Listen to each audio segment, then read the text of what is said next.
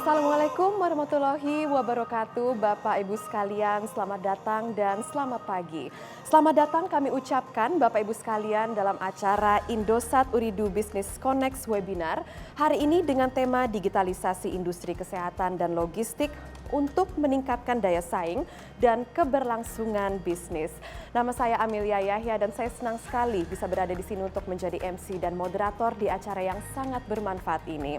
Nah, Bapak Ibu sekalian, tentu hari ini kita semuanya telah mematuhi protokol kesehatan. Selain semuanya yang ada di venue telah memakai masker, namun kita semua di sini juga melakukan social distancing dan semuanya telah melakukan tes swab antigen dan hasilnya terkonfirmasi semuanya negatif. Nah, Bapak Ibu sekalian, saya juga ingin informasikan bahwa Connect Webinar hari ini adalah hari yang sangat luar biasa. Karena hari ini kita akan ada sesi diskusi 2 kali, yaitu yang sangat bermanfaat. Dan yang pertama ini diadakan pada pagi hari ini dengan tema strategi optimalisasi bisnis dengan teknologi monitoring dan analitik cerdas. Dan nanti untuk sesi kedua hari ini akan diadakan pada pukul 13 waktu Indonesia Barat atau jam 1 siang. Dengan tema solusi service excellence, kelola bisnis kesehatan tanpa hambatan. Nah, Bapak Ibu sekalian, mewakili Indosat, izinkan saya untuk mengucapkan terima kasih sebesar-besarnya atas kehadiran dan juga partisipasi Anda dalam acara yang sangat ditunggu-tunggu ini ya. Nah, Bapak Ibu sekalian, izinkan saya sebelumnya untuk mengucapkan selamat datang dan selamat bergabung kepada narasumber kami hari ini yang sangat luar biasa. Mereka adalah Bapak Bayu Hanantasena, Chief Business Officer Indosat Uridu, dan juga Bapak Supriyadi, VP Head B2B Solution Indosat Uridu, Bapak Andriyadi, Wakil Ketua Umum Asosiasi IoT Indonesia, Bapak Hasanuddin Yasni, Ketua Asosiasi Rantai Pendingin Indonesia, dan juga Bapak Toto Srianto, Pengawas Utama Distribusi Farmasi RSPP. Mari kita bersama-sama memberikan tepuk tangan terlebih dahulu kepada narasumber kami hari ini. Luar biasa sekali ya. Terima kasih Bapak-Bapak sudah hadir bersama kami. Nah, tentunya Bapak Ibu sekalian, sebelum kita memulai acara utama hari ini, mari bersama-sama kita saksikan video berikut ini. Partner yang berpengalaman dapat diandalkan untuk mencapai tujuan. Partner yang berpengalaman pantang menyerah dalam menghadapi tantangan masa depan. Dan sebagai partner yang berpengalaman, Indosat Uridu Business berkomitmen untuk selalu memberikan solusi yang memudahkan segala aktivitas bisnis Anda. Dengan jaringan luas yang menjangkau seluruh Indonesia, membuat Anda tetap terhubung dengan banyak negara. Dengan inovasi teknologi kami, Anda dapat menyajikan konten promosi yang lebih tepat sasaran melalui media digital dan layanan suara yang membuat Anda lebih dekat dengan pelanggan. Indosat Uridu Business memfasilitasi kampus di Indonesia menjadi Smart Campus yang memudahkan untuk memantau aktivitas dan jaringan kampus melalui dashboard sistem informasi. Kami berkontribusi mendukung pemerintah dalam program Smart City di Indonesia agar monitoring situasi kota dan aktivitas masyarakat semakin lancar. Semua kemudahan teknologi ini dapat meningkatkan performa bisnis Anda sehingga berjalan lebih fleksibel, kapan dan di mana saja. Dengan solusi IoT, kami memberikan kenyamanan dan menjaga keamanan aset perusahaan Anda yang berharga. Indosat Uridu Business akan terus berinovasi dalam memberikan berbagai solusi teknologi terbaik untuk Anda. Saatnya melangkah bersama kami dan hadapi tantangan berikutnya di era digital.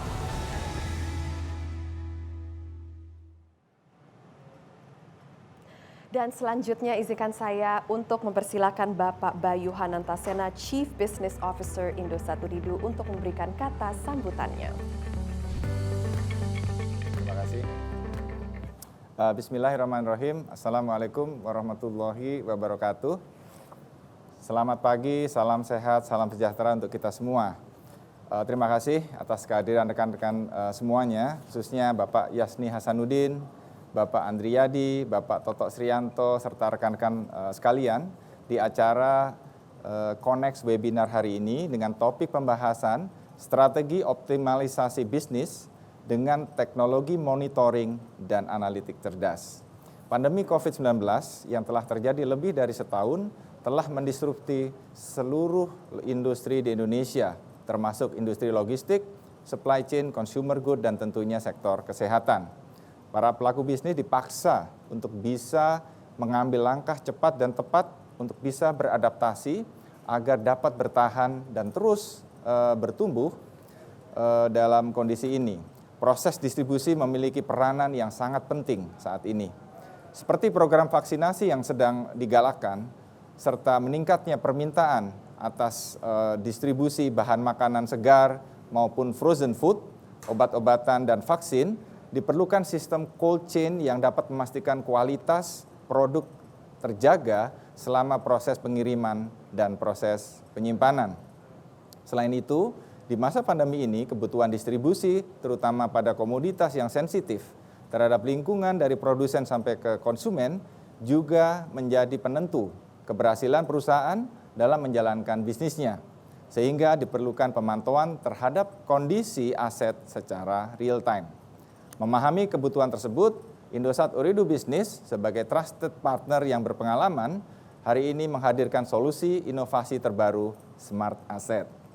Smart Asset merupakan sebuah solusi IoT atau Internet of Things untuk manajemen dan aset monitoring yang dapat membantu operasional bisnis dari perusahaan manufaktur dan logistik untuk menjaga kualitas produk selama pengiriman dan penyimpanan, serta memastikan proses cold chain dari perusahaan dapat dimonitor dengan baik.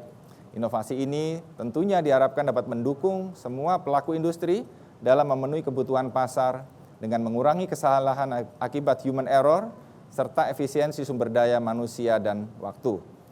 Untuk itu, sesaat lagi pada Connect Webinar kali ini, bersama para narasumber selaku expert dan praktisi di sektor logistik dan supply chain, kita akan berbagi insight dan membahas seputar pemanfaatan teknologi dalam meningkatkan visibilitas dan efisiensi kontrol pada industri logistik. Semoga Connect Webinar hari ini dapat memberikan banyak informasi yang positif agar kita semua tetap optimis untuk bertahan dan tumbuh bersama meski di situasi yang sulit sekalipun. Sekali lagi terima kasih atas kehadirannya, atas perhatiannya. Please enjoy the event dan selamat menikmati tayangan berikut ini. Assalamualaikum.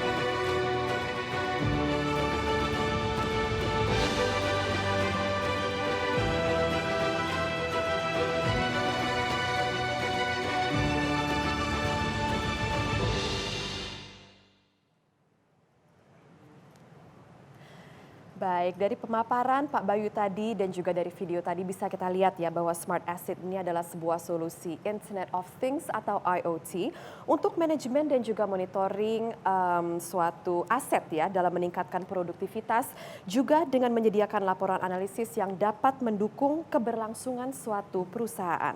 Smart Asset akan memastikan proses cold chain dari perusahaan ini dapat dimonitor dengan lebih baik lagi dan juga lebih efektif lagi. Nah, Bapak Ibu sekalian, selanjutnya mari kita bersama-sama memulai panel discussion pertama hari ini dengan tema strategi optimalisasi bisnis dengan teknologi monitoring dan analitik cerdas. Namun sebelumnya izinkan saya untuk memberikan sedikit informasi dari CV-CV para narasumber luar biasa kami hari ini terlebih dahulu. Bapak Ibu sekalian, kita mulai dari Bapak Supriyadi, beliau adalah VP Head B2B Solution Indosat Ooredoo. Bapak Ibu sekalian, Pak Supriyadi sudah memiliki lebih dari 20 tahun berkecimpung di dunia telekomunikasi dan ICT dengan pengalaman bekerja di beberapa perusahaan telekomunikasi di Indonesia. Dan selanjutnya, narasumber kami adalah Bapak Andriyadi, beliau adalah Wakil Ketua Umum Asosiasi IoT Indonesia. Salah satu pendiri Darkcode dan seorang edukator dan influencer seputar pengembangan dan kewirausahaan di aplikasi seluler, Internet of Things atau IoT, dan juga kancah startup di Indonesia. Dan selanjutnya kita juga ada Bapak Hasanuddin Yasni, beliau adalah Ketua Asosiasi Rantai Pendingin Indonesia. Bapak Ibu sekalian, beliau adalah seorang praktisi yang sangat tertarik dengan pengolahan makanan dan sistem rantai dingin atau cold chain. Dan selanjutnya kita juga ada Bapak Toto Srianto, beliau adalah pengawas utama distribusi farmasi RSPP. Nah, Bapak Ibu sekalian, hari ini dalam sesi diskusi pertama kami adalah sesi diskusi yang interaktif karena sebagai moderator, saya bisa bertanya kepada para narasumber hari ini. Kita hari ini juga akan mempersilakan Bapak Ibu sekalian yang menyaksikan acara ini secara virtual di rumah atau di kantor dan juga semuanya yang berada di venue untuk langsung bertanya. Untuk Anda yang hadir bersama kami secara virtual, Anda tinggal menulis nama Anda, media atau instansi Anda dan juga pertanyaan dan kepada siapa pertanyaannya ditujukan, dan nanti saya akan bantu untuk membacakan pertanyaan Anda kepada narasumber kami hari ini. Nah, Bapak Ibu sekalian, dalam sesi hari ini bersama-sama kita akan berdiskusi mengenai peran digitalisasi dalam meningkatkan efisiensi di industri logistik. Kita juga akan bersama-sama menyorot bagaimana industri logistik ini dapat mengambil peran sentral dan juga peran krusial dalam mendistribusikan vaksin sebagai solusi untuk mengatasi pandemi COVID-19. Melalui diskusi ini, kita berharap pelaku industri logistik mendapat pencerahan terkait teknologi IoT dan juga teknologi digital untuk meningkatkan efisiensi dan daya saing. Nah, Bapak Ibu sekalian, sekarang kita akan mulai sesi diskusi hari ini dengan menyapa para narasumber luar biasa kami hari ini terlebih dahulu. Apa kabar Bapak-Bapak? Baik ya, sehat semua Pak ya? Sehat. Alhamdulillah. Nah, Bapak, pertanyaan saya ini saya akan ajukan Pak Yasni terlebih dahulu Pak ya, dari ARPI. Kita bisa lihat Pak Yasni, sekarang kan kondisi perekonomian Indonesia ini sudah sedikit lebih baik dibandingkan dengan tahun lalu. Namun bisa kita lihat meskipun pandemi saat ini masih dalam situasi genting Pak ya. Namun dengan situasi ekonomi yang semakin membaik, ini adalah suatu harapan bagi pelaku bisnis. Namun dalam melakukan bisnis tidak bisa lepas dari dunia logistik. Dan kita bisa tahu bahwa di dunia logistik ini kita bicara soal biaya. Di Indonesia ini biayanya ini relatif lebih mahal dibandingkan dengan negara-negara tetangga lain.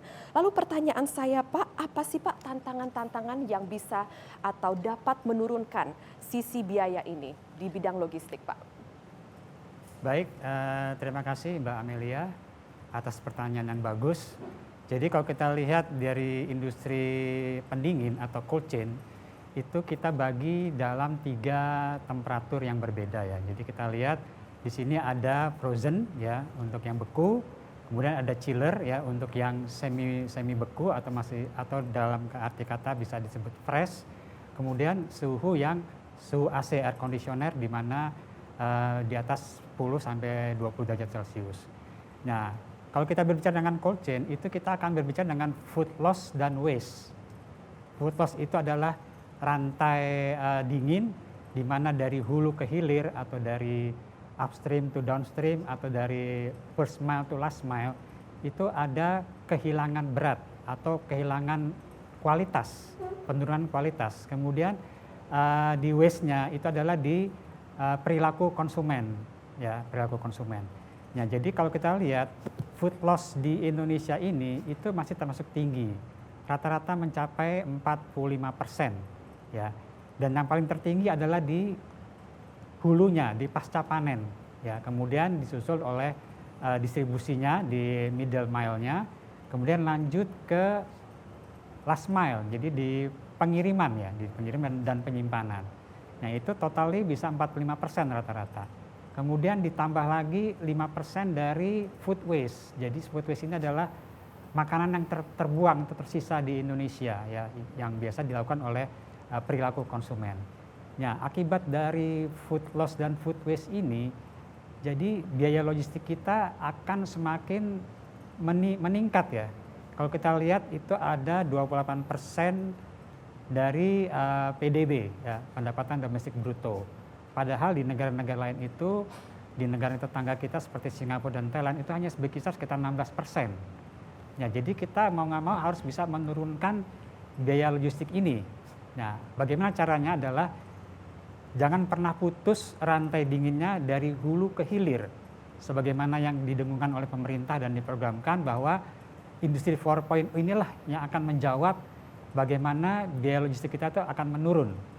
Nah, jadi pada kesempatan ini sangat baik sekali bisa kita berbagi bersama bagaimana kita mencari solusi yang tepat di dalam menerapkan rantai pendingin di industri makanan maupun farmasi. Baik, Pak Yasni, namun dalam mencari solusi ini kan bisa kita ketahui bersama ya bahwa sudah terbukti bahwa teknologi Internet of Things atau IoT ini sudah secara sukses dapat meningkatkan efisiensi dunia logistik dalam dunia cold chain ini juga, Pak. Lalu pertanyaan saya, sejauh mana sih Pak adopsi teknologi IoT atau Internet of Things ini dapat diimplementasikan dalam dunia logistik cold chain ini dan apa saja tantangannya nih Pak? Ya, baik, pertanyaan paling bagus sekali. Kalau kita lihat dengan adanya pandemi ini, itu IoT akan semakin diperlukan. Jadi akan membangkitkan kesadaran bahwa sistem pendingin di Indonesia itu harus lebih dibenahi. Ya, karena apa? Karena memang sesuai dengan sifatnya itu adalah makanan cepat busuk ya. Cepat busuk ini yang paling aman adalah didinginkan ya, dijaga temperaturnya. Kita sebut temperatur kontrol untuk produk-produk tertentu ya. Nah, jadi kesadaran untuk menggunakan IoT inilah akan mendorong ya bahwa industri makanan kita ataupun industri farmasi kita ke depan tuh akan lebih baik. Karena apa? Karena sekarang ini sudah banyak bermunculan adanya startup yang bisa menghubungkan satu sama lain. Jadi kita bisa mengetahui dengan adanya IoT, kita bisa mengetahui oh daerah ini adalah produsen yang sedang memproduksi, sedang panen makanannya. Kemudian ada lagi di area lain itu adalah yang bisa pengolahannya atau bisa menyimpannya dalam bentuk dingin.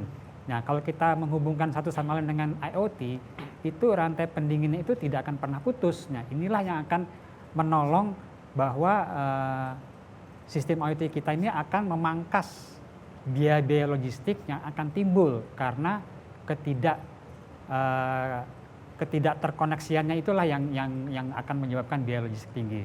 Karena itu kesadaran untuk IoT, kemudian kesadaran untuk menggunakannya itu akan sangat membantu menurunkan biaya logistik kita sesuai dengan program pemerintah.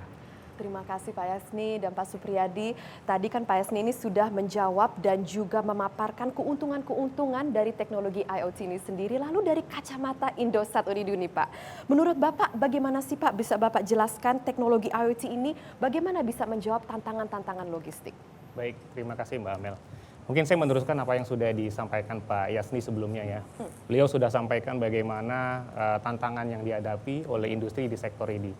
Kalau saya garis besari ada 3 sebenarnya yang menjadi tantangan. Yang pertama adalah kebutuhan tracking, yaitu pelaku industri membutuhkan teknologi yang bisa membantu mereka untuk melihat secara langsung, secara real time, bagaimana kondisi aset mereka, bagaimana kondisi barang yang dikirim, dan juga mungkin variabel-variabel lain. Itu yang pertama. Dan yang kedua, saya rasa yang paling penting juga adalah traceability, yaitu kemampuan perusahaan untuk bisa menelusuri kembali ya, backward analysis. Mungkin ini sebelum kita di sini, saya sempat diskusi dengan Pak Yasni, Pak Toto juga gitu ya, bagaimana saat ini kendala yang dihadapi oleh pelaku industri ya, khususnya dalam proses distribusi vaksin. Tidak adanya data yang bisa dilihat secara digital dari proses pengiriman, starting keluar dari produsen sampai ke rumah sakit dan juga proses pendistribusian sampai ke lokasi ujung gitu ya. Nah, traceability ini hanya bisa dimungkinkan jika keseluruhan data itu bisa ditangkap, dikumpulkan secara digital. Dan yang ketiga, menurut saya yang juga cukup penting adalah kemampuan mengolah data yang sudah ditangkap itu untuk keperluan analisis lebih jauh. Mungkin kalau kita bicara analytics nanti ada historical analysis ya untuk melihat permasalahan yang ada, itu sebabnya seperti apa, dan juga analitik ke depan untuk prediktif maupun preskriptif. Nah, pertanyaannya adalah bagaimana kemudian solusi dan value apa yang IoT akan berikan. Saya rasa mungkin ada dua value yang akan diberikan. Yang pertama dari sisi teknologi. Saat ini sudah tersedia banyak sekali ragam perangkat ya, device, sensor yang saya rasa variasinya cukup banyak dan bisa membantu para pelaku industri untuk bisa memonitor tidak hanya sekedar warehouse-nya, tidak hanya sekedar mobil box-nya, tapi sampai ke item terkecil.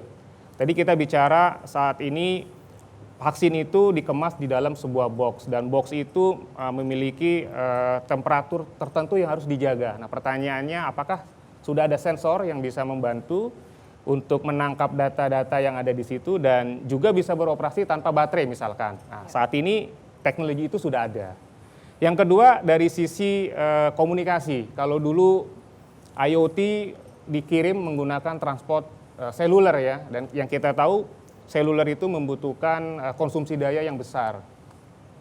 Trade-off-nya adalah konsumsi daya yang besar ini membutuhkan sumber daya yang terus-menerus.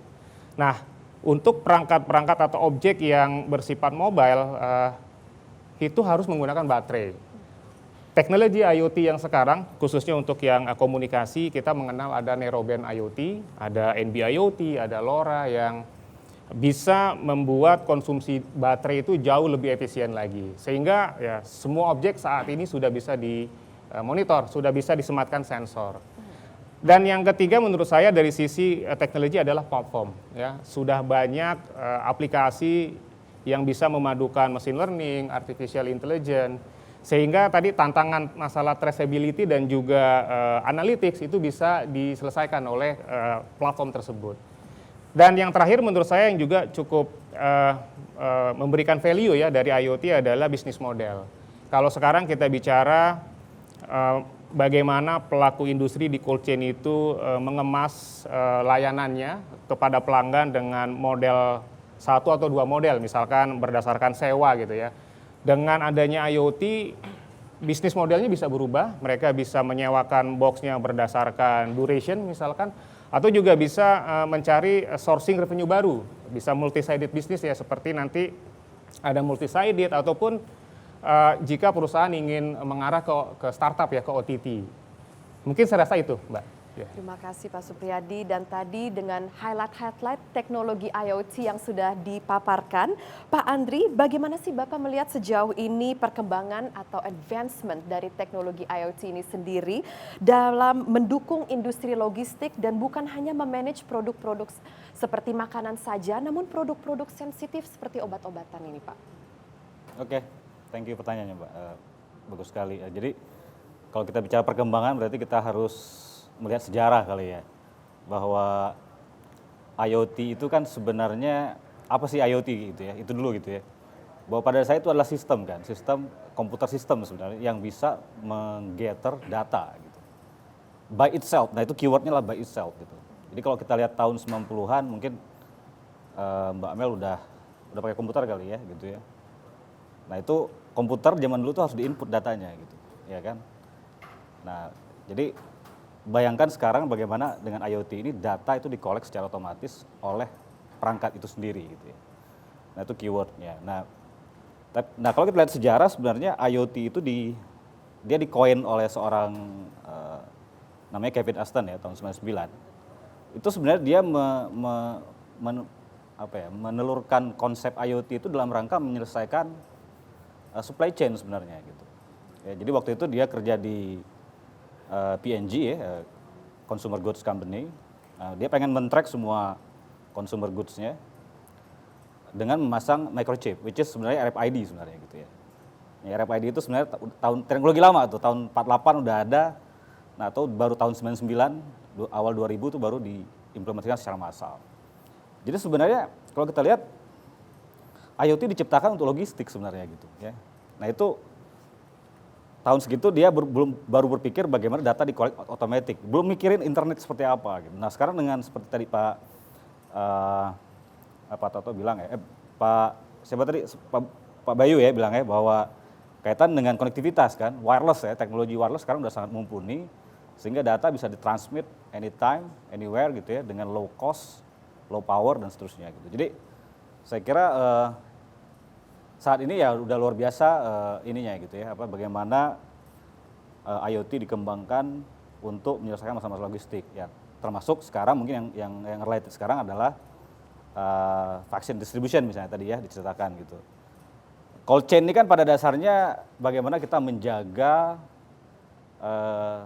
memonitor temperatur ya kan, temperatur sensitive products gitu.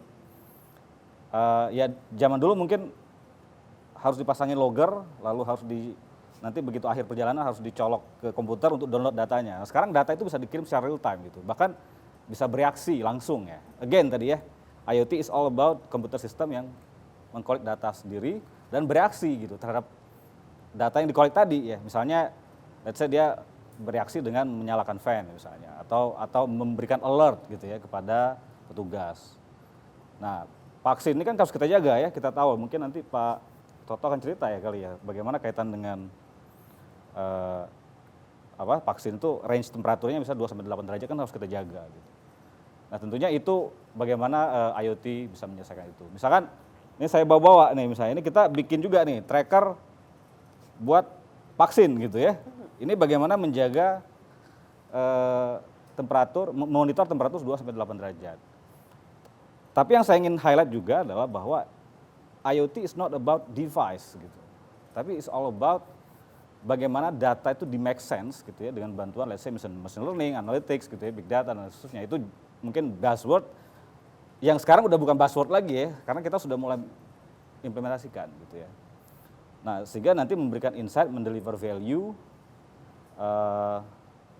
ya artinya investasi itu jadi terjustifikasi gitu. Nah itu sih kalau saya lihat itu saat ini sudah kita bisa lakukan. Kalau kita lihat masa depan ya mungkin logistik is all about, kalau saya sih put my bet in self-driving trucks sih. Gitu ya, jadi truk nanti akan nyetir sendiri sih gitu. Luar biasa, jadi dari obat-obatan, dari makanan, dari logistik, sampai nanti suatu saat truk juga semuanya bisa diimplementasikan dari teknologi IoT ini Pak ya. Nah salah satu institusi yang telah memakai dan menggunakan teknologi IoT ini adalah Rumah Sakit Pusat Pertamina dengan Pak Toto. Pak Toto bisa Bapak jelaskan implementasi teknologi IoT ini di RSPP ini seperti apa sih Pak dan manfaat apa saja yang Bapak rasakan? Terima kasih, saya akan menjelaskan yang sudah saya rasakan ya. Kami mencoba dari IoT produk dari Indosat ya, kira-kira sekitar 3 bulan lebih. Dan memang untuk saya kebetulan di kesehatan ya, saat ini adalah yang paling menonjol adalah vaksin. Di mana untuk penyimpanan vaksin itu range penyimpanan suhunya itu sangat tipis ya, antara 2 sampai 8. Kalau di bawah 2 akan rusak, di atas 8 pun akan rusak. Makanya kita memerlukan alat yang saya bagi 3 kemampuan ya. Yang pertama harus handal. Handal itu dia bisa diandalkan pada suhu berapapun, pada tempat lingkungan apapun ya. Walaupun lingkungan yang ekstrim, misalnya suhu minus 70 derajat, dia masih harus tetap berfungsi. Suhu panas pun dia masih tetap harus berfungsi. Itu yang maksudnya handal. Yang kita perlukan adalah kehandalan itu. Yang kedua adalah fleksibilitas. Fleksibilitas itu bukan hanya fleksibilitas kita bisa memantau di mana saja, kapan saja, tetapi sebagai konsumen kita juga ingin fleksibilitasnya banyak. Ini hanya disetel 2-8 derajat. Ini hanya disetel di bawah 2 derajat. Ini hanya disetel 8 derajat. Itu dan program-programnya pun harus lebih fleksibilitas. Jadi tidak hanya programnya hanya bisa mengirimkan apa gitu. Tapi kalau sekarang kita bisa memperoleh hasil itu bisa melalui SMS, bisa melalui WA, bisa melalui email, dan datanya pun lengkap gitu. Dan yang terakhir yang kita perlukan adalah well documented atau terdokumentasi dengan baik ya. Dengan adanya IoT ini, karena dia sudah bersifat elektronik ya, jadi semuanya terdata dengan baik, tersimpan dengan baik, terdokumentasi dengan baik. Dari awal sampai akhir kita bisa mendokumentasikan. Karena kalau kita mengandalkan manual, itu akan sangat repot ya. Kita harus mencatat itu dari sekarang itu hitungannya bukan menit lagi tapi detik. Sangat merepotkan, kita harus mencatat setiap detik berapa suhunya, setiap detik berapa perubahannya gitu ya. Dengan adanya dukungan IoT ini, alhamdulillah yang kami rasakan ya, kami bisa lebih memantau suhu produk vaksin dengan lebih baik, kemudian juga kita bisa memantau kalau ada penyimpangan lebih cepat, karena tadi sebelumnya karena manual, jadi ada waktunya ya, kita bisa meriksa kulkas itu setiap 6 jam sekali. Kalau sekarang kita bisa meriksa setiap detik, setiap kapanpun kita bisa periksa, dan itu kehandalannya yang bagus. Jadi menurut saya untuk masa depannya IoT di bidang kesehatan ini memang sangat diperlukan, karena juga ada persyaratan dari Departemen Kesehatan, Kemenkes, yang mengharuskan bahwa pengecekan suhu itu tidak hanya pada jam kerja, tetapi di luar jam kerja. Sehingga kalau dengan adanya IoT ini, kita bisa menghemat biaya jauh sekali ya. Kita tidak memerlukan orang yang memeriksa setiap saat, kemudian juga pemeriksaannya bisa setiap waktu, kapan saja, dan obatnya lebih aman ya. Lebih aman dengan deteksi yang bagus dan deteksi yang lebih dini. Mungkin itu yang bisa saya. Terima kasih Pak Toto, dan segitu pentingnya Pak ya, Iya. untuk memonitor data yang harus akurat setiap saat ini Pak ya. Terima kasih oleh teknologi IoT ini. Nah Pak Yasni, tentu kita bicara soal obat-obatan, tentu kan kita semua sudah tahu, kita lihat di berita setiap hari bahwa pemerintah Indonesia ini sekarang ini sedang menggalakkan untuk mempercepat dan juga terus menggulirkan program vaksinasi, dan bukan hanya di Pulau Jawa saja, namun juga di seluruh penjuru Nusantara. Nah, kita lihat dari pendistribusian vaksinasi di penjuru Nusantara, yang paling penting ini kan adalah proses distribusi yang harus akurat nih Pak Yasni ya. Lalu bagaimana Anda menggambarkan kesiapan industri logistik cold chain ini dalam mengimplementasi pendistribusian vaksin di seluruh Indonesia, dan bagaimana peran teknologi IoT dalam bidang ini Pak? Ya baik, terima kasih, sebuah pertanyaan yang sangat baik. Jadi kalau kita lihat yang tadi sudah saya ceritakan bahwa kita mempunyai 3 poin, yaitu dari hulu ke hilir. Sebenarnya yang paling kita benahi, yang paling gampang kita benahi adalah di last mile. Jadi last mile ini sudah pasti yang mengikuti last mile ini adalah orang-orang ataupun stakeholders yang terdidik. Terdidik, dia mengetahui tentang IoT, bagaimana implementasinya, bagaimana operasionalnya. Kemudian dari edukasi yang mereka miliki ini, itu nanti bisa ditularkan ke middle mile maupun ke first mile ya. Jadi sekarang ini banyak bermunculan service provider untuk frozen food maupun chilled food ya. Jadi tergantung dari jenis produknya, itu masih dalam limitasi tentang waktu maupun tentang jangkauan. Yang kami maksud di sini adalah bagaimana kita bisa mengupayakan bisnis model dari B2C, dari pebisnis ke customer. Kalau B2B kita sudah cukup mampu karena kita mempunyai armada third party logistik. Kita mempunyai armada yang menyewakan river container, river truck maupun river vehicle yang sampai small size ya, seperti itu. Ya, sekarang bagaimana kita bisa menjemput dari UMKM, kemudian kita mendeliverinya, karena sekarang ini selama pandemi itu booming sekali tentang home industry, di mana mereka bisa sebagai reseller ataupun mereka sebagai distributor, mereka ambil dari processing food, kemudian mereka resellerkan ke beberapa area-area yang mereka bisa jangkau.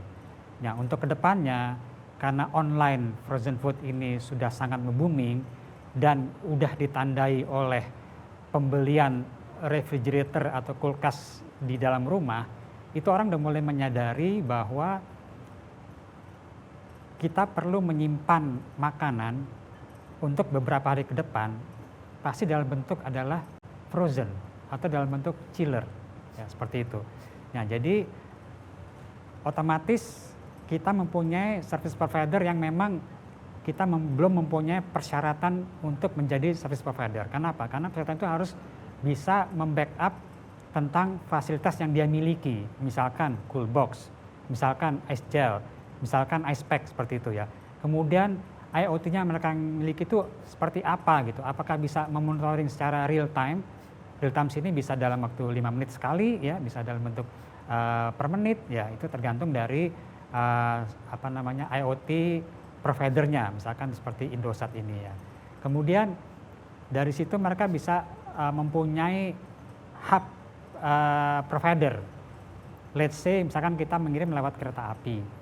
Nah, kereta api ini pasti nanti pada waktu titik terakhir atau stasiun terakhir, mereka memerlukan adanya beberapa service provider seperti Grab, Gojek, dan lain-lain ya. Yang itu bisa terhubungi satu sama lain dan termonitor di dalam data logger yang baik. Jadi kita mesti punya trace and track, traceability, bisa mendaur ulang data ya dalam waktu beberapa bulan ke depan untuk melihat apakah benar apa tidak. Kemudian trackingnya, nah tracking ini kita menggunakan seperti GPS. GPS ini akan terkumpul dalam satu armada. Ya, armada yang lengkap itu akan punya GPS lengkap, kemudian monitoring suhu juga lengkap, sehingga kemanapun pergerakan barang tersebut ya yang didinginkan itu akan termonitor dengan rapi di penyedia jasa. Seperti misalnya ada beberapa lah sekarang udah banyak yang bergabung ya, berafiliasi. Jadi istilahnya dalam cold chain ini itu yang paling penting adalah kata kolaborasi. Karena apa? Karena cold chain ini biayanya memang cukup mahal kalau kita memprovide keseluruhannya. Nah, jadi service provider yang ada sekarang ini mereka memerlukan kolaborasi yang bisa menyediakan mobile storage di collecting point area seperti itu ya. Kemudian mereka bisa menyewa river truck-nya dengan komplit, dengan IoT yang komplit, sehingga itu masuk ke dalam biaya, bukan biaya investasi tapi biaya operasional yang bisa mereka hitung dengan lebih mudah dibanding biaya investasi dan jangka panjang. Nah, inilah yang perlu diperlukan oleh sebuah industri cold chain ke depan supaya segera dapat tumbuh lebih cepat, signifikan, dan kami berharap di mulai tahun ini bisa tumbuh dalam 2 digit ya, dalam 2 digit. Nah, tentu saja dengan bantuan IoT dan program pemerintah di mana infrastruktur cold chain dan digitalisasinya itu tersedia dengan baik. Terima kasih Pak Yasni dan Pak Andri as an expert in this field tentunya. Pertanyaan saya, apa sih saran Bapak mengenai strategi adopsi Internet of Things ini agar mungkin dapat lebih dirasakan lagi nih efektivitasnya dan juga keuntungannya dalam dunia bisnis namun juga dalam pendistribusian vaksin, Pak? Oke. Ya, perlu saya highlight lagi bahwa IoT ini udah bukan buzzword ya. Jadi it's today, it's actually 7 years old technology gitu ya. Jadi memang sudah menyentuh banyak hal, termasuk ya logistik dan cold chain. Nah, bagaimana kita memulai? Saya kira kita bisa memulai dengan ya start small aja gitu ya. Start small, kita bisa memulai dengan POC gitu ya, proof of concept. Sekarang POC udah sangat mudah ya karena perangkat tuh relatif lebih murah gitu ya. Pemainnya juga lebih banyak. Ya, kami di Asosiasi IoT Indonesia juga punya banyak sekali teman-teman yang bisa memprovide banyak part dari end to end ya untuk solusi IoT. Kita bisa berkolaborasi. Nah, keyword kedua adalah kolaborasi sebenarnya gitu ya. Jadi bagaimana, nah misalkan tadi ya, balik lagi tadi perusahaan kami bikin trackernya, device. Tapi again, device is just one part gitu ya. Nah, ini sangat mudah misalkan diintegrasi open for third party platform. Misalnya seperti smart asset-nya Indosat ya. Kita sangat mudah integrasikan device dengan platform gitu ya. Karena basically platform harusnya open ya, device-nya bisa dari mana aja gitu. Sumber data source-nya bisa dari mana aja. Yang penting platform nanti bisa manage data, mengolah data, menampilkan insight gitu ya, sehingga memberikan value kan. Jadi kolaborasi not small, dan berpikirnya begini ya, saya kira IoT itu bukan cost gitu. Ini harusnya investment gitu. Dan yang namanya investment itu bukan hari ini kita pasang, misalnya modalnya let's say berapa, 500 juta gitu, ya 2 bulan lagi nanti akan ada return langsung 1 miliar gitu, nggak gitu ya. Jadi ini sebenarnya transformasi gitu ya, makanya disebutnya digital transformation kan. kita harus mentransformasi proses bisnis gitu, transformasi even manusianya juga gitu, harus ikut terlibat dalam proses transformasi itu. Jadi sebenarnya ini deep transformation saya kira ya. Jadi but again we have to start small, kita lihat sensible-nya masuk akal nggak gitu. Dan selalu harus ada KPI-nya gitu, selalu harus ada value yang terukur gitu ya dalam setiap implementasi. Habis itu ya nanti investment-nya kita naikkan secara gradual, secara bertahap gitu ya. Dan again itu sangat possible sekarang. Mungkin kalau zaman ya let's say 20 tahun yang lalu kita harus lakukan mass production gitu ya secara masif, 100.000 device, 1 juta device ya. Sekarang kita bisa mulai dengan 100 device, 50 device gitu ya. Yang penting ya tadi komitmen gitu ya, kolaborasi, start small. Terima kasih Pak Andri. Nah Pak Toto, pertanyaan saya kan dari RSPP sendiri ini sudah merasakan manfaat dan juga keuntungan dari teknologi IoT ini sendiri. Lalu apa sih saran Bapak untuk bisnis-bisnis lain yang ingin mencoba untuk mengadopsi IoT ini juga? Untuk saat ini perkembangan IoT akan lebih luas dari sekedar transportasi yang tadi disebut Pak Adri. Memang benar untuk model cold chain seperti ini ya, bukan hanya vaksin saja. Memang banyak sekarang seperti Pak Hasni tadi bilang di frozen food juga sudah bergerak ya. Selain itu banyak lagi bidang-bidang teknologi sendiri yang memerlukan cold chain gitu ya.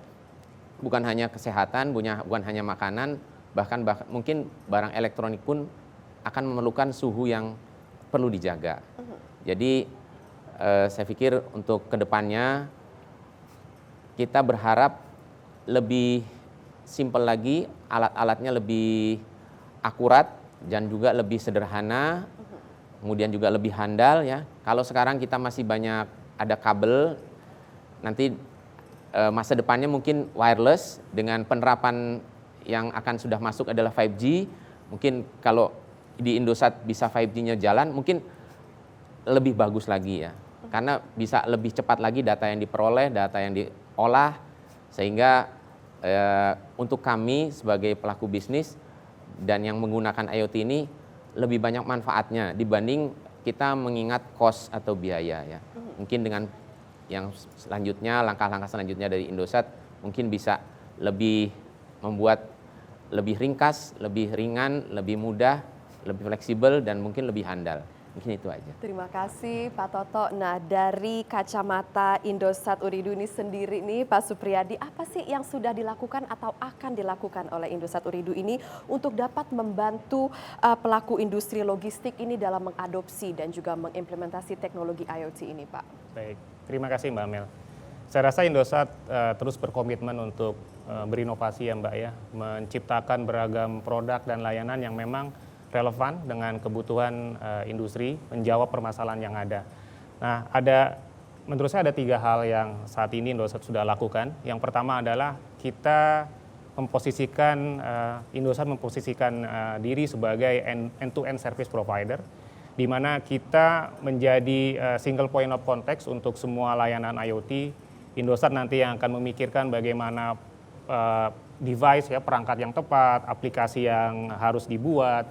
Kemudian kita juga menyediakan managed service di sana, sehingga corporate customer nanti tidak perlu repot-repot lagi untuk memikirkan dari sisi teknologi. Karena kami tahu teknologi bukan domain pelanggan korporat kami gitu. Jadi biarkan ini menjadi pekerjaan Indosat, kemudian pelanggan korporat fokus untuk core bisnis mereka. Yang kedua menurut saya yang juga sudah kami lakukan adalah di setiap proses product development, kami selalu memposisikan diri kami sebagai konsultan di sana, membantu pelanggan-pelanggan kami untuk menemukan sebenarnya apa sih problem yang harus mereka selesaikan. Karena kembali kadang-kadang dari seluruh isu ya yang disampaikan ke kami belum tentu itu yang menjadi fokus utama. Nah untuk itu kami duduk side by side dengan pelanggan untuk melihat, kemudian mendesain solusi yang tepat dan memastikan produk yang dibuat itu benar-benar fit to use ya untuk mereka gitu. Dan yang terakhir ini juga cukup penting, tadi kita sudah dengar Pak Toto, Pak Yasni sudah sampaikan, untuk bisa mengimplementasi IoT dibutuhkan biaya yang cukup besar kan di depan. Mas Andri juga tadi sampaikan IoT itu bukan cost, tapi investment. Nah, untuk itu kita melihat ini bisa jadi entry barrier yang cukup besar buat pelanggan korporat. Untuk itu, Indosat hadir dengan bisnis model yang fleksibel. Jadi kalau nanti perusahaan pelanggan korporat menilai mereka mau melakukan implementasi dengan model OPEX, kita juga bisa siapkan seperti itu, Mbak. Saya rasa mungkin seperti itu, Mbak. Ya, mungkin salah satu tambahan lagi, contoh yang paling relevan adalah inovasi yang saat ini sudah kami luncurkan, solusi smart asset, di mana khusus konteks untuk logistik kita sudah membuat layanan smart asset untuk cold chain ya, dengan tadi beragam model baik sisi aplikasi, produk dan juga bisnis model yang relevan sesuai dengan kebutuhan pelanggan.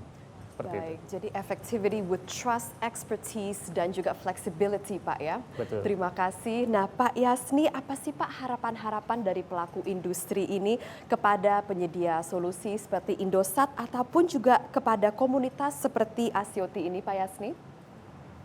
Ya baik, terima kasih. Jadi kalau kita lihat di industri cold chain, itu key point-nya adalah digitalisasi akan membuat semua serba efisien. Kita bisa perhatikan antara third party logistik di mana mereka bisa menyediakan seluruh layanan, itu mempunyai biaya yang lebih murah dibanding hanya satu pengusaha cold storage aja. Dan mereka nanti kalau mau mengirim barang itu mereka akan mengkontak transporternya seperti itu. Nah, efisiensi inilah yang akan menurunkan biaya logistik. Dan key point adalah digitalisasi. Karena itu dari kami pelaku industri cold chain ataupun stakeholders yang berhubungan dengan pendingin itu sangat mengharapkan sebuah bisnis model dari Indosat agar kita bisa mendapatkan, pertama adalah teraplikasi dengan baik sehingga mudah dimonitor melalui gadget ataupun melalui laptop ya. Kemudian yang kedua, biayanya kompetitif. Misalkan kalau kita tidak mau berinvestasi, keluarkan provider-provider yang punya kompeten itu dengan biaya paket bulanan, misalkan seperti itu, paket bulanan. Karena dengan paket bulanan ini kita bisa menghitung biaya-biaya yang timbul lebih mudah ketimbang kita harus investasi jangka panjang dan begitu besar.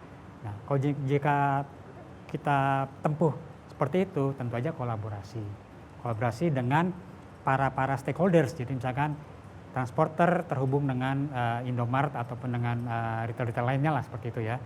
Itu bisa berkolaborasi dengan baik sehingga akan menurunkan semua biaya-biaya yang timbul dari digitalisasi. Dan perlu kita mindset ke pikiran kita ya, bahwa digitalisasi ini akan membantu para pemain cold chain itu biaya akan lebih minimal.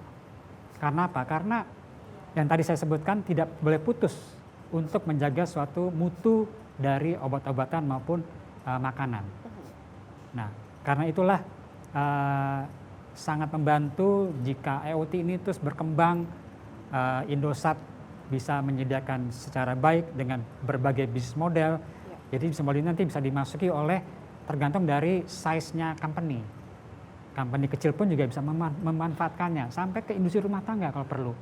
Nah, inilah yang nanti akan membuat sebuah secara nasional adalah ketahanan pangan. Di mana kita punya buffer stock, di mana kita punya stok yang berputar secara cepat, itu akan terkomunikasi dengan baik melalui digitalisasi ini. Itu yang harapan kami bisa di-provide oleh para pemain-pemain IoT, terutama dari Indosat. Terima kasih Pak Yasni. Lalu selain dari industri makanan itu sendiri, Pak Yasni menurut Anda bagaimana industri cold chain ini juga dapat mendukung sisi atau industri healthcare ini Pak? Industri? Healthcare. Healthcare? Okay. Iya. Baik, kalau kita lihat dari jumlah penduduk di Indonesia, sekarang ini kurang lebih 270 juta jiwa ya. Dan itu merupakan 26% dari penduduk ASEAN. Jadi dari berita-berita dari program-program pemerintah bahwa di tahun 2025 itu Indonesia menjadikan sentra farmasi untuk negara-negara ASEAN. Ya, kita mempunyai berbagai wilayah yang begitu luas, ya, begitu luas dan dekat dengan ke negara-negara ASEAN daerah tertentu. Ya, untuk mendukung mendukung sampai ke menjadi sentral distribusi obat-obatan healthcare, itu otomatis cold chain-nya ini harus kita tumbuhkan dengan baik dengan sistem IoT yang baik. Jadi kita prediksi di tahun 2025 itu kita akan mencapai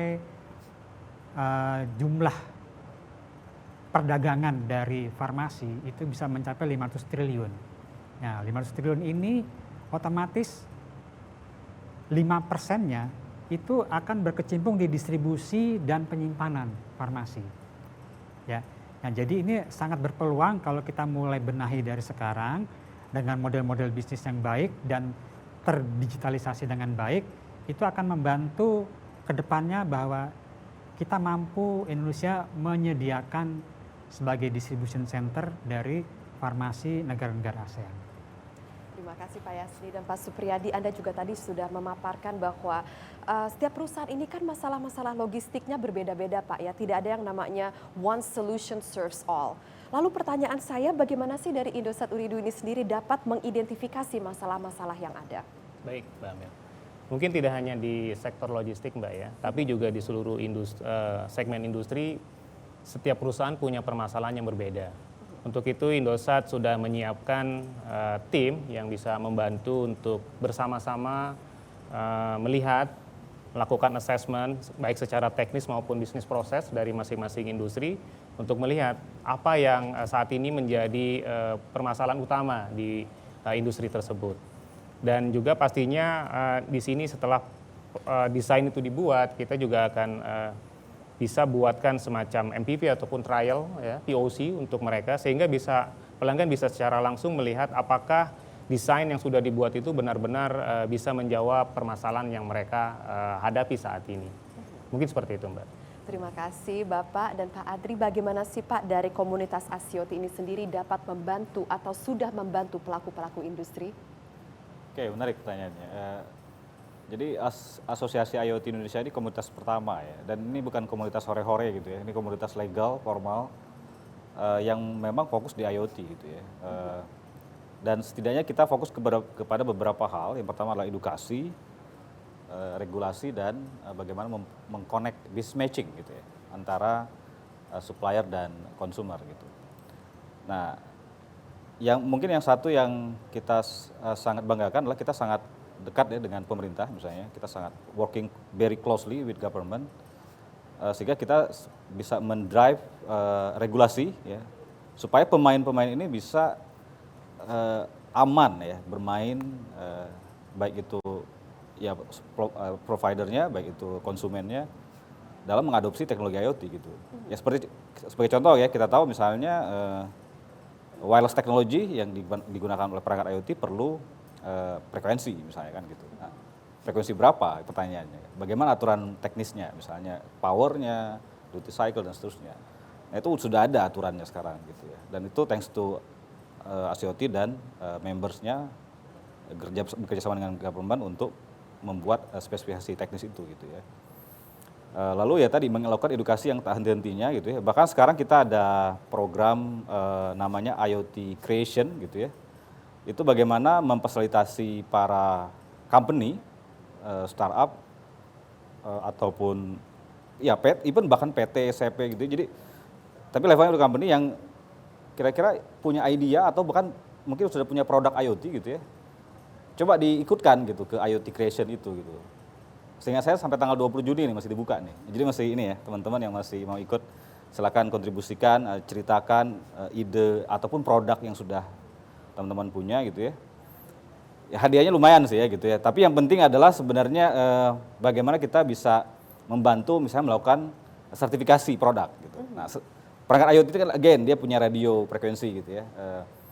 Itu kan harus disertifikasi, lalu harus dilakukan uji lab gitu kan. Nah kadang-kadang pertanyaannya seputar itu tuh banyak sekali gitu. Nah kita bisa membantu ke arah sana ya. Salah satu momennya mungkin ya kesempatannya untuk ikut di IoT Creation ini gitu.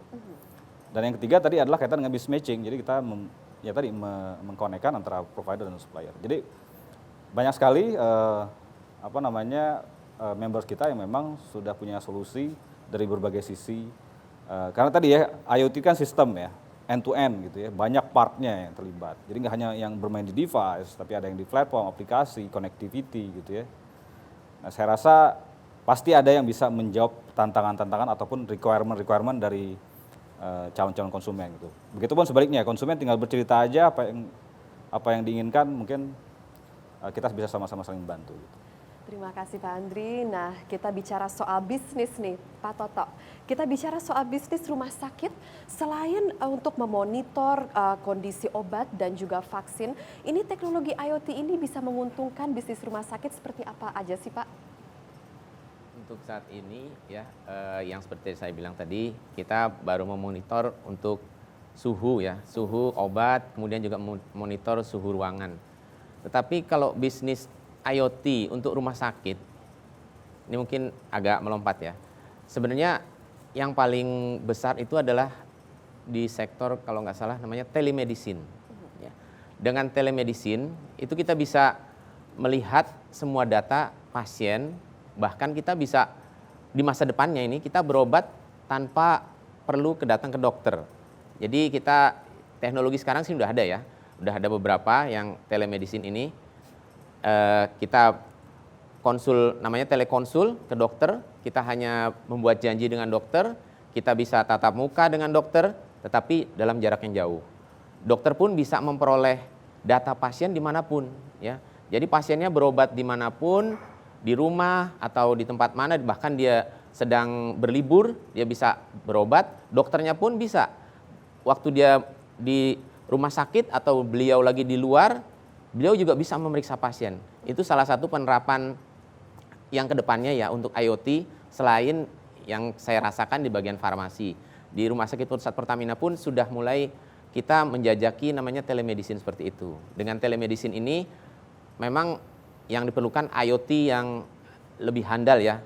Mungkin Indosat sudah mulai menawarkan IoT seperti itu, dan kita memang berharap kedepannya kemudian juga ditunjang oleh yang sekarang ini pandemi ya, ini adalah satu, kalau orang barat bilang blessing in disguise ya, dimana orang susah untuk bertemu, susah untuk berpergian, dengan teknologi IoT ini itu semua bisa difasilitasi.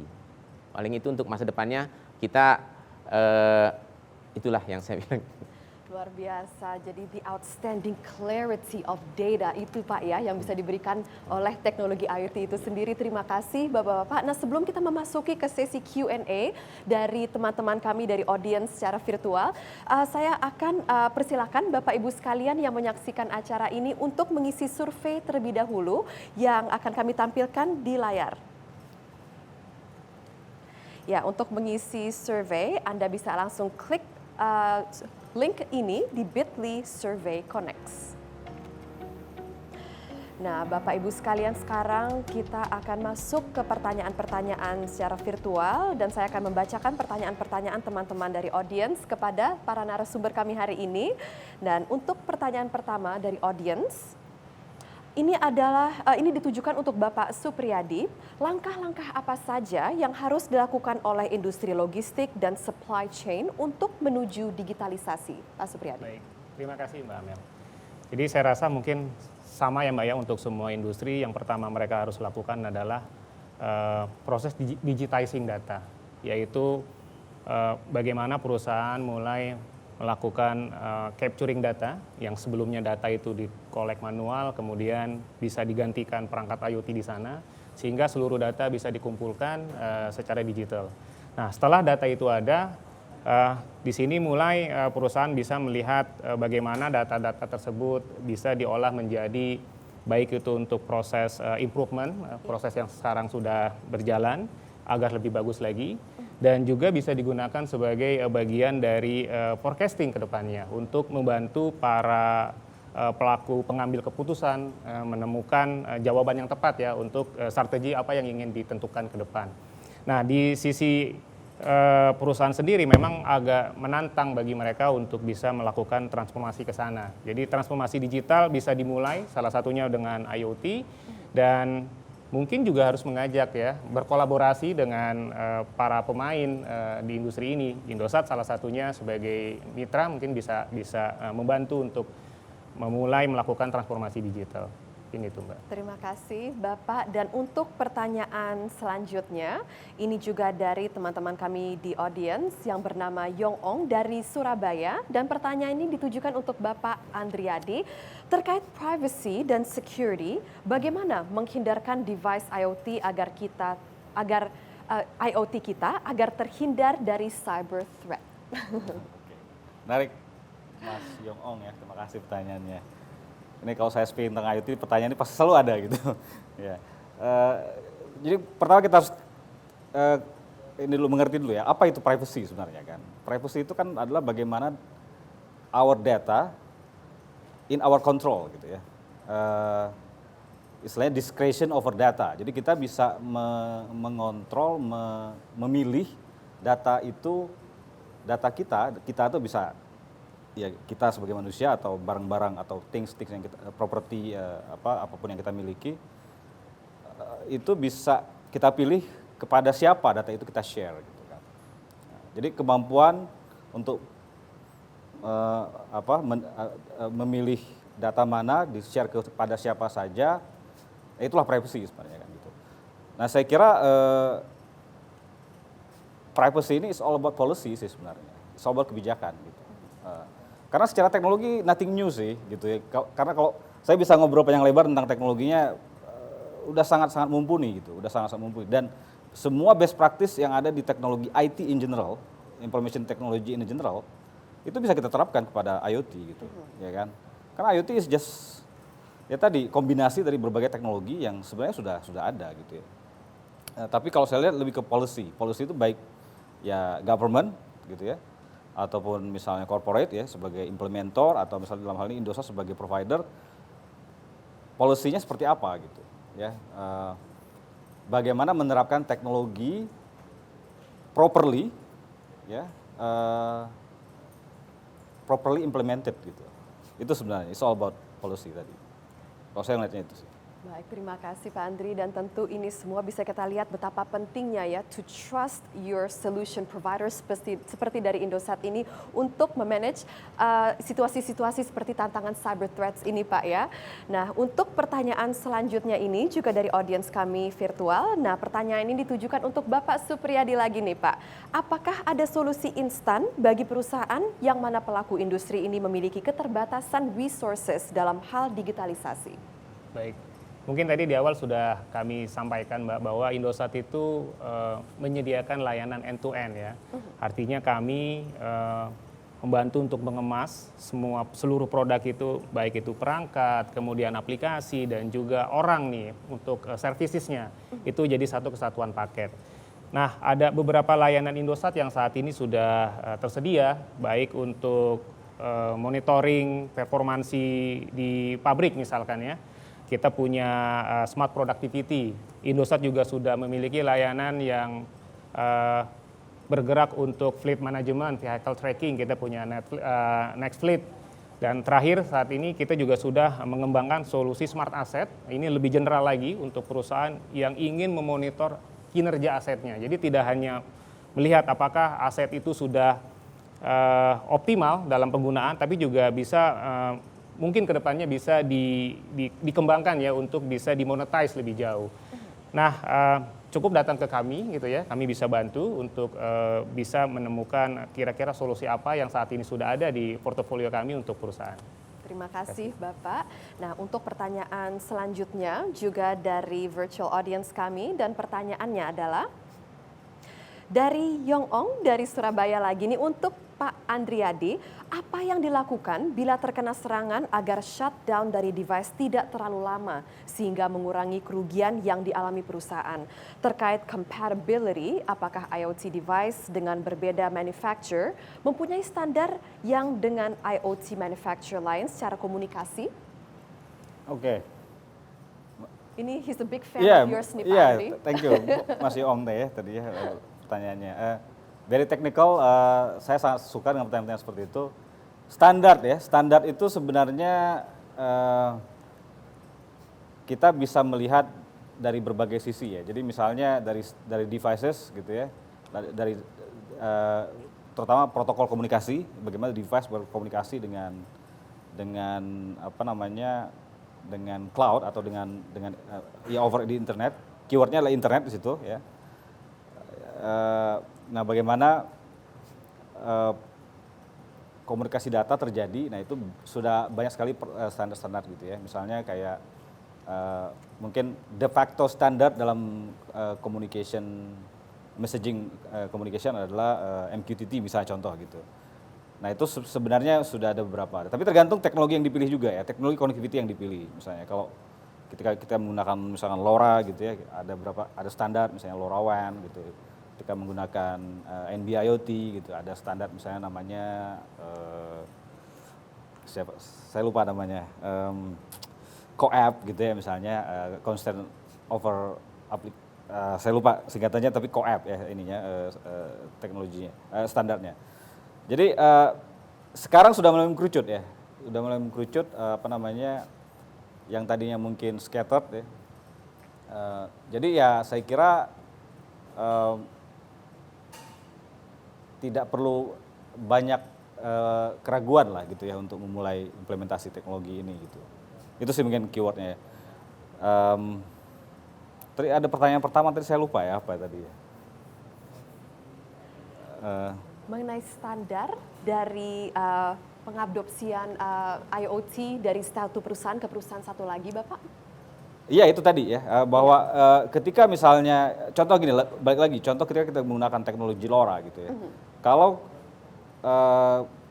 company manufacturer perangkat IoT tersebut, misalnya dia bilang bahwa dia compliant dengan teknologi, dengan standar LoRaWAN, berarti perangkat IoT tersebut akan bisa ngobrol connect dengan gateway-nya LoRaWAN gitu misalnya. Nah itu contoh ya, misalnya let's say Indosat deploy public network LoRaWAN, berbasis LoRaWAN. Berarti device yang compliant dengan LoRaWAN itu pasti akan bisa ngobrol satu sama lain gitu ya, regardless siapapun manufacturer-nya gitu. Jadi sebenarnya standar itu udah cukup mapan sih sekarang gitu. Ya, itu kaitan dengan connectivity dan komunikasi ya.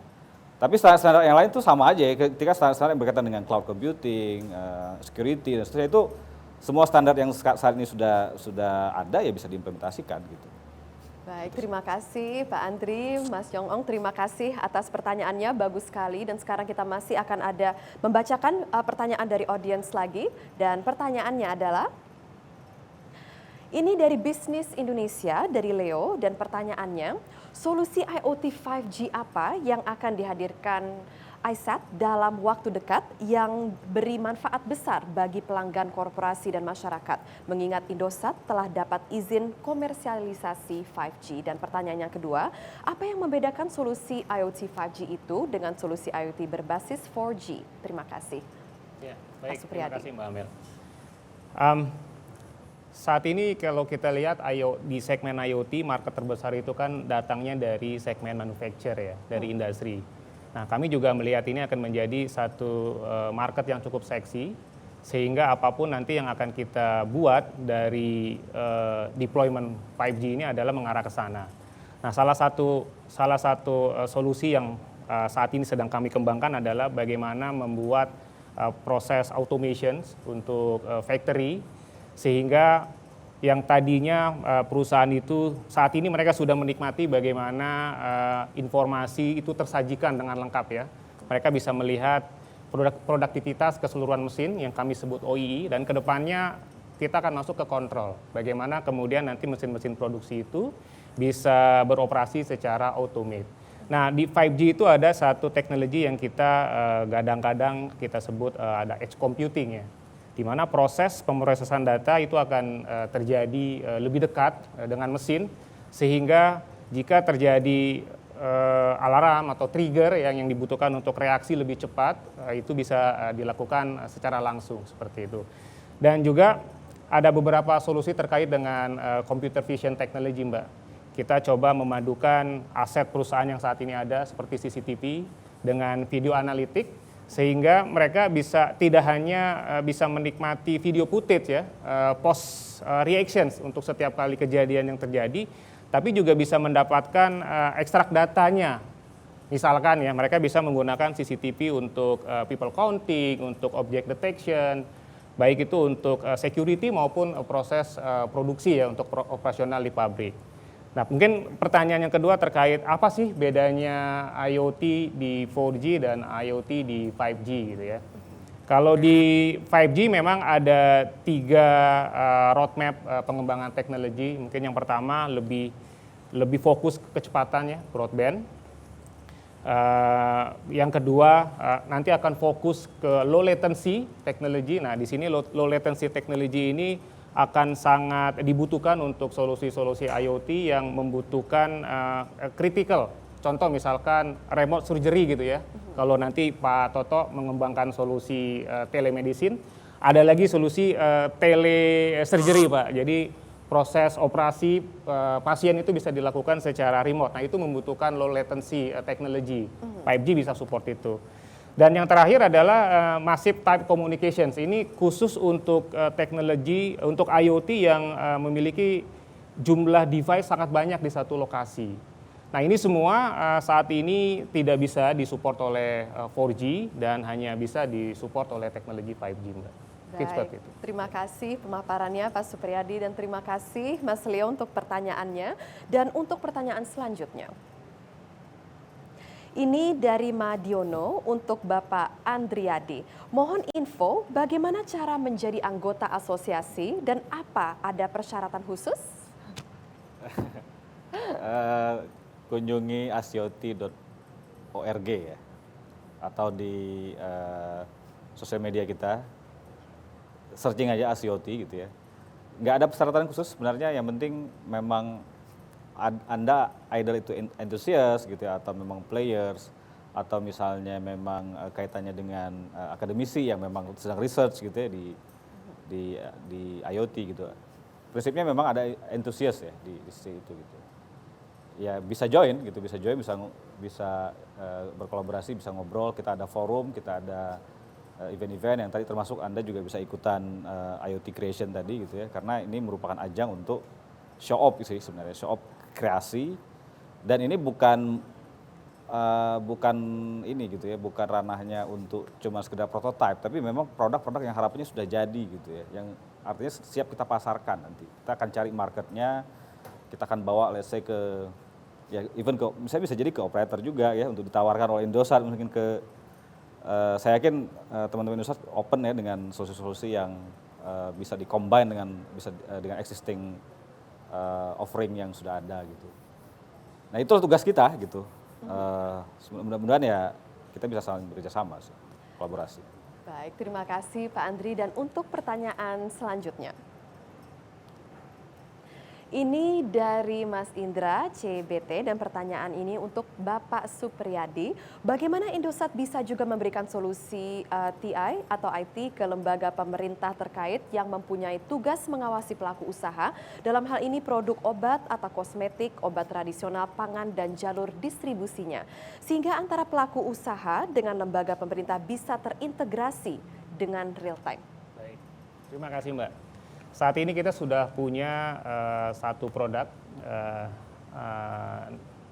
Nextfleet ya namanya. Ini adalah solusi terintegrasi untuk fleet management, vehicle tracking, dan juga distribution, aplikasi untuk distribution. Nah, saya rasa nanti ini perlu ada kolaborasi juga antara pemerintah dan juga pelaku usaha, di mana pemerintah bisa mendorong solusi ini untuk bisa dijadikan sebuah standar baru ya untuk proses tracking dan juga traceability. Dan data-data yang tergenerate dari aplikasi itu kemudian kita bisa share juga ke pemerintah, sehingga nanti secara otomatis pemerintah bisa memonitor ya, baik itu dari sisi kualitas barang, memastikan bahwa barang yang terdistribusi itu masih dalam kondisi prima gitu ya. Dan juga di sisi lain pemerintah juga bisa melihat apa sih sebenarnya kendala yang terjadi di lapangan yang saat ini dialami oleh pelaku usaha, sehingga bisa merespon lebih cepat lagi. Seperti itu mungkin Mbak. Baik, terima kasih Pak Supriyadi. Nah, tadi kan kita sudah membacakan pertanyaan-pertanyaan dari audiens kami secara virtual, dan sekarang saya akan persilahkan kepada Bapak Ibu yang hadir di venue yang ingin bertanya, saya persilahkan untuk angkat tangan saja. Baik, kalau tidak ada, sepertinya sudah cukup ya informasi yang diberikan. Terima kasih untuk para narasumber, terima kasih juga Bapak Ibu sekalian. Nah, sekarang untuk closing statement nih, saya akan persilakan pertama dari Pak Yasni. Pak Yasni, untuk closing statement bisa Bapak jelaskan atau tekankan lagi seberapa pentingnya sih Pak pelaku industri logistik ini mengadopsi teknologi IoT? Terima kasih. Jadi seperti saya explain sebelumnya, jadi kita harus mempunyai mindset bahwa digitalisasi itu akan memangkas biaya-biaya logistik, ya. Karena apa? Karena terhubungi satu sama lainnya, sehingga kita bisa mempunyai, nantinya akan mempunyai suatu big data.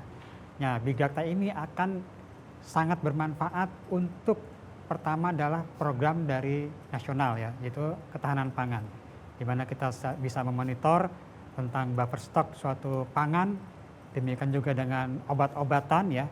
Jadi bisa terdeliver ataupun bisa dimiliki oleh seluruh provinsi di Indonesia. Mana yang kurang, mana yang berlebih, itu bisa saling mensubstitusi, bisa saling berkirim kabar, ya, info, ya, melalui IoT ini. Jadi kedepannya ini adalah kita buat digitalisasi ini adalah suatu mindset di mana biaya-biaya logistik yang berhubungan dengan cold chain system itu bisa terpangkas seminimal mungkin, sehingga harga pangan pun akan terjangkau oleh keseluruh penduduk di Indonesia, dan bukan hanya harga pangan tetapi juga stoknya. Di setiap daerah mempunyai stok yang bisa dimonitor secara baik, dan itu udah mulai kita lakukan dari tahun lalu, di mana pandemi ini membawa suatu kalau menurut saya suatu keberkahan, ya, keberkahan di industri cold chain, bahwa orang semakin sadar bahwa temperatur control products mulai dari food, farmasi, dan sampai ke vaksin itu benar-benar bisa dimanfaatkan dan dijaga kualitasnya mulai dari produsen sampai ke end users. Itu yang bisa kami tekankan, dan kami harapkan supaya IoT yang dikembangkan oleh Indosat ini mempunyai berbagai bisnis model, dapat dimanfaatkan oleh semua pihak pelaku industri di cold chain, mulai dari small company, small industry, sampai ke big company, dan termonitor di suatu big data yang baik. Terima kasih Pak Yasni, dan sekarang closing statement dari Pak Andri. Apa sih Pak saran-saran mungkin untuk pelaku industri? Saran-saran, ya saya kira IoT is so yesterday, IoT is now, IoT is future gitu. IoT ini is long term project sebenarnya. Ya.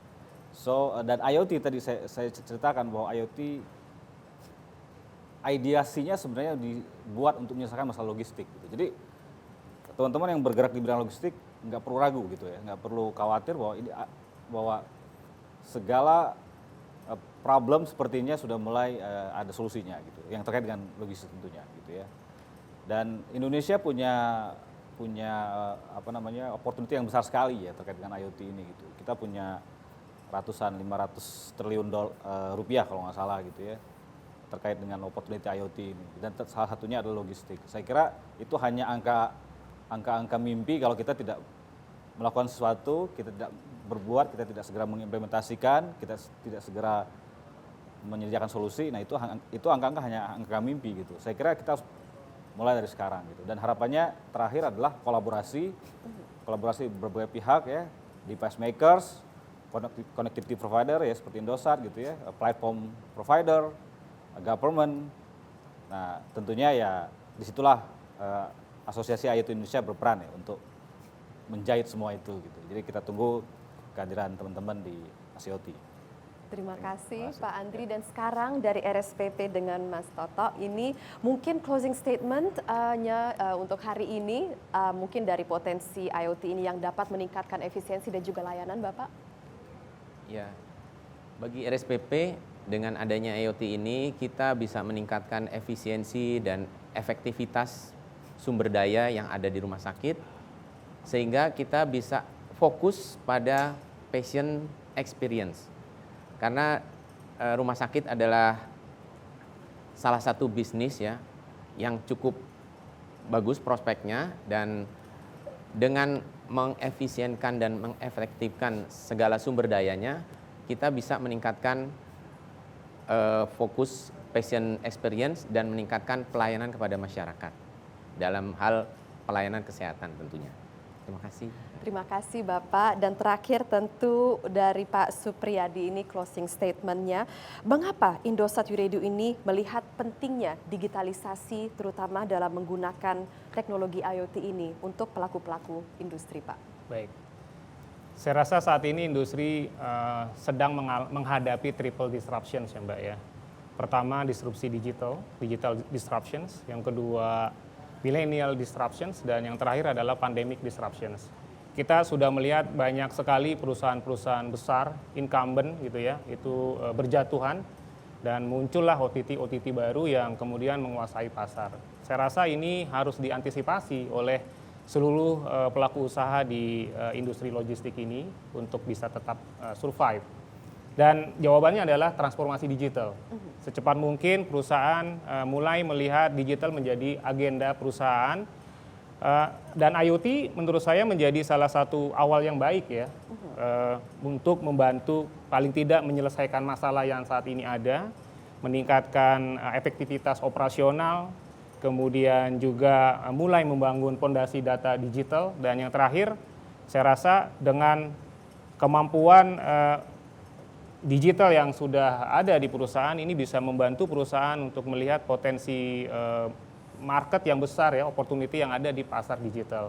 Dan harapannya ya semua pelaku industri di industri ini bisa melihat digital supply chain menjadi salah satu area baru ya untuk bermain. Menurut saya itu Mbak. Baik, terima kasih Bapak. So trust your development and your transformation of business dan juga you push your success with Indosat Ooredoo Pak ya. Terima kasih banyak. Nah Bapak Ibu sekalian, mungkin untuk sedikit kesimpulan dari sesi diskusi pertama pagi hari ini adalah kita bisa lihat ya, di era bisnis modern dan juga digitalisasi, data adalah suatu hal yang sangat penting untuk kelangsungan dan juga kesuksesan suatu perusahaan dan bisnis. Untuk memaksimalkan kualitas dibutuhkan teknologi IoT sebagai sistem interaksi antar data. Tentu teknologi tersebut juga dapat memberikan berbagai keuntungan dan solusi dan kemudahan dalam berbisnis. Berkat IoT, perusahaan bisa mengontrol dan juga memonitor aset mereka sehingga dapat meningkatkan efisiensi bisnis. Contohnya tadi Pak Toto dari RSPP yang berhasil menggunakan pekerjaan manual dalam mengontrol kondisi obat dan juga vaksin, yang berarti efisiensi meningkat namun kondisi obat dan vaksin juga tetap terjaga. Dan sekarang bagaimana adopsinya? Tadi Pak Andri dari Astratia juga telah menyebut bahwa pentingnya to start small and the power of collaboration. Kolaborasi dan juga membicarakan soal kolaborasi, Indosat Ooredoo juga telah tadi menyebut komitmennya dalam membantu perusahaan logistik. Jadi bapak-bapak, ibu-ibu sekalian yang duduk di rumah atau di kantor saat ini bisa langsung saja bareng Indosat Ooredoo untuk mencari solusi dari problem bisnis yang dihadapi. Nah, Bapak Ibu sekalian, tentu kita semua sekarang sudah selesai ya dengan sesi diskusi hari ini. Mari bersama-sama kita memberikan tepuk tangan yang meriah untuk narasumber luar biasa kami hari ini. Terima kasih, semoga dari sesi diskusi hari ini memberikan manfaat untuk Bapak Ibu sekalian. Nah, selanjutnya adalah sesi door prize persembahan dari Indosat Ooredoo Business.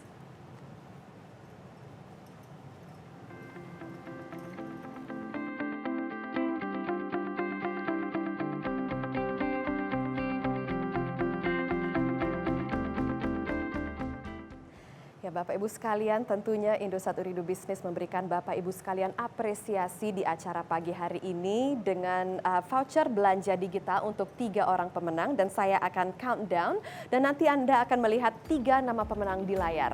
Baiklah, now let's do the countdown. 3, 2, 1, start. And stop.